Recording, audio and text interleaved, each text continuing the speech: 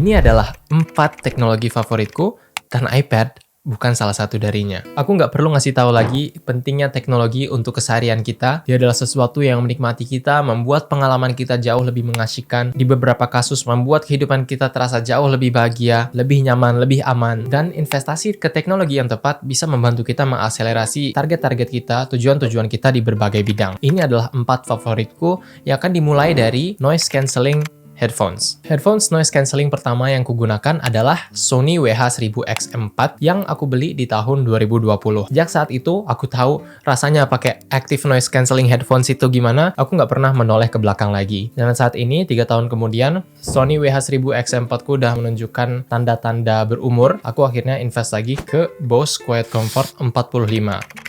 Ada beberapa manfaat yang dirasakan. Yang pertama, jelas karena dia wireless, jadi aku bisa pakai dengan cukup nyaman, nggak perlu khawatir akan nyangkut dengan kabel atau apa. Terus yang kedua juga, fungsi dari active noise cancelling ini adalah dia tuh kayak menyaring suara-suara yang masuk dari luar. Misalnya kalau kita lagi ada di tempat umum, ada suara banyak orang ngomong, itu dengan kita menyalakan active noise cancellingnya, suara tersebut jadi disaring, dan yang masuk ke kita itu suara jernih yang perlu kita dengar. Misalnya kita dengar musik atau dengar podcast, suara musik atau podcastnya itu terdengar, tapi suara orang, suara klakson itu jadi nggak terdengar. Ini sangat-sangat membantu kalau misalnya kita butuh fokus saat kerja atau kita pengen istirahat, kita bisa langsung pakai headphones dengan teknologi active noise cancelling, kemudian langsung nyetel lagu atau musik fokus pilihan kita. Harga untuk ini juga bervariasi, tapi biasanya minimalnya itu 3 juta rupiah ke atas, yang mana memang ini mahal, tapi menurutku di posisi kita saat ini, di mana kita pengen output yang lebih baik di belajar atau di pekerjaan, ini adalah sesuatu yang bisa membayar untuk dirinya sendiri. Kalaupun kita nggak mendapatkan output tertentu, karena mungkin nggak terlalu fokus ke hasil atau target akhir, ini juga akan membantu membuat prosesnya terasa jauh lebih menyenangkan. Ini adalah termasuk investasi mahal yang akan senang hati kulakukan berkali-kali. Berikutnya adalah lampu ambience yang bagus. Aku sekarang selalu setup lampu ambience kayak misalnya yang warna oranye ini di belakangku, karena menurutku ia sangat-sangat membantu ketika pengen fokus ngerjain sesuatu, atau pengen fokus membangun mood bekerja di kamar, atau bahkan untuk tidur lebih baik. Di rumahku di Riau, aku punya lampu meja yang warnanya juga mirip, dan itu ku beli di IKEA berapa ratus ribu. Ini juga harganya berapa ratus ribu, dan memang kayaknya udah terbukti bahwa intensitas cahaya, warna, dan semacamnya itu membantu ngeset mood atau ngeset posisi mental kita itu ada di mana. Bahkan dengan video ini, katakan teman-teman nonton dengan pencahayaan kayak gini dan pencahayaan kayak gini, vibe-nya terasa jauh berbeda. Dan ini juga yang kurasakan pas belajar. Dengan adanya lampu ambience seperti ini, aku jadi lebih gampang bangun suasananya dan masuk ke zona di mana aku benar-benar bisa fokus. Bahkan sekarang aku hampir nggak pernah lagi pakai lampu yang ada di atap. Cahayanya tuh membuat kita merasa ngantuk, membuat kita merasa low energy dan semacamnya.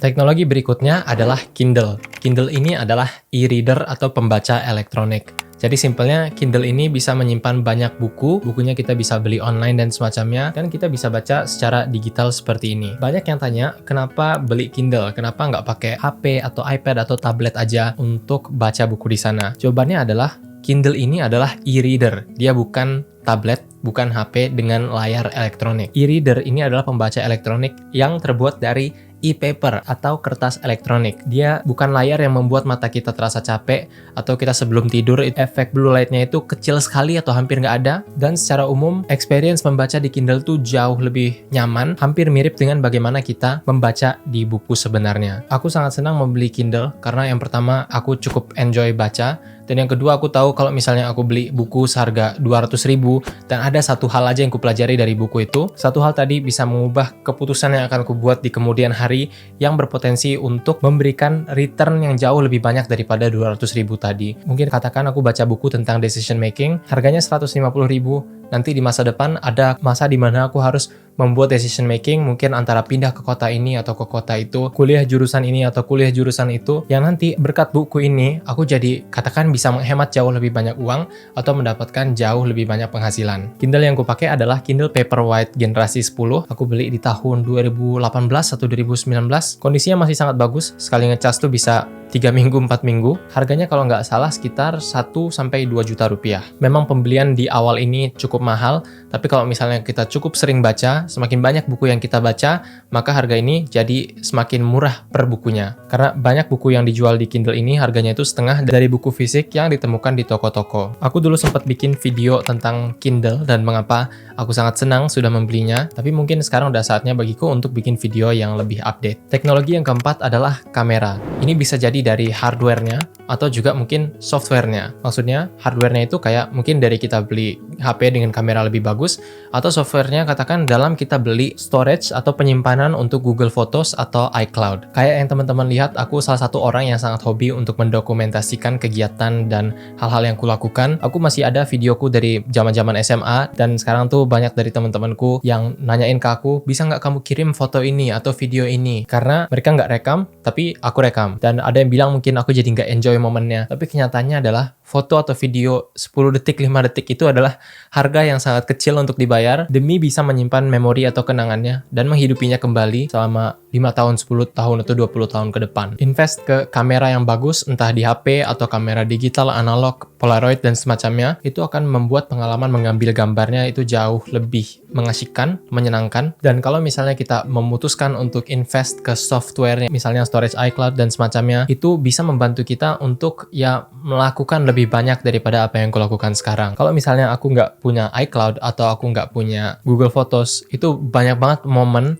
yang sangat-sangat penting mungkin yang akhirnya aku lupa, nggak pernah ingat bahwa momen itu udah pernah terjadi, sesimpel karena otakku nggak punya kapasitas yang cukup untuk menyimpan semuanya. Sekarang ini di halaman awal dari HP-ku itu ada widget Photos, jadi di sini dia mengingatkanku dengan momen-momen. Jadi aku tinggal klik Photosnya dan di sini katakan aku diingatkan dengan foto-fotoku waktu pertama kali belajar memasak. Aku sangat senang juga kalau misalnya tuh secara berkala dikirimin notifikasi dari Google Photos yang katanya 3 tahun lalu, 4 tahun lalu, 5 tahun lalu di tanggal yang sama. Dan aku buka di situ, ternyata fotonya adalah fotoku lagi bermain sama adekku yang masih kecil. Itu adalah momen-momen yang sangat indah yang pengen selalu dikenang. Dan kalau misalnya aku nggak ambil foto, atau aku nggak invest ke Google Photos dan semacamnya, itu aku nggak bakal dapet luxury atau kemewahan untuk bisa mengingat momen-momen itu lagi. Alternatif lainnya adalah untuk menyimpan dengan SSD. Jadi SSD itu kayak external hard drive gitu yang semacam USB yang bisa kita simpen data tapi dengan jumlah yang masif, biasanya ratusan giga atau juga ada masuk zona terabyte. Ini yang aku tahu temanku Leonardo Edwin lakukan. Beliau kayak punya banyak